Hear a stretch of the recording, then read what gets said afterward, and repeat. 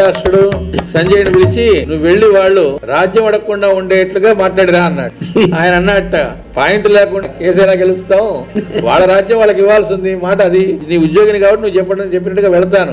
అసలు వెళుతూనే మాస్టర్ గారు అక్కడ చెబుతారు సంజయుడు వచ్చాడని లోపలికి పిలిపించారట. వాళ్ళతో కలిసి భోజనం పెడుతున్నారట, ప్రేమతో పెడుతూ ఉంటే లోపల గద ఉడుకుతున్నట్ట. ఇప్పుడు వెళ్ళు, నీకు విడిది గృహం ఏర్పాటు చేశాం, రేపు రా కోర్టుకు మాట్లాడుకుందాం, కోర్టు కంటే సభకి రా. సంజయుడు కూడా అక్కడ మాట్లాడటం మొదలు పెడుతూ చెప్పాట, భీముడు ఉన్నాడు అనుకోండి, యుద్ధం చేశాడు అనుకోండి, 10,000 మంది అట్లా లేస్తారు సామాన్యుడా. కానీ అటు పక్క మరి దుర్యోధనుడు ఉన్నాడు, అతను చేస్తే 1,00,000 మంది పోతారు కదా. నెంబర్లు కూడా ఎక్కువగా చెప్పడం మొదలుపెట్టి ఇలా చెప్పుకుంటూ వస్తూ ఉంటే ఏంటి మాట్లాడితే యుద్ధం గురించి చెప్తున్నావు, యుద్ధం ఏమిటి, అసలు యుద్ధం గురించి ఎందుకు వస్తుంది ఏమిటి అక్కడ అనుకుంటున్నారా అని అడిగాట. వాడు కథ ఉడిగాట, వాడి దగ్గర పాయింటే లేదు. ఇలా కాసేపు మాట్లాడిన తర్వాత అప్పుడు కృష్ణుడే లేచాట, నోర్మీ నువ్వు బయలుదేరి నేను వస్తా అన్నట్టు.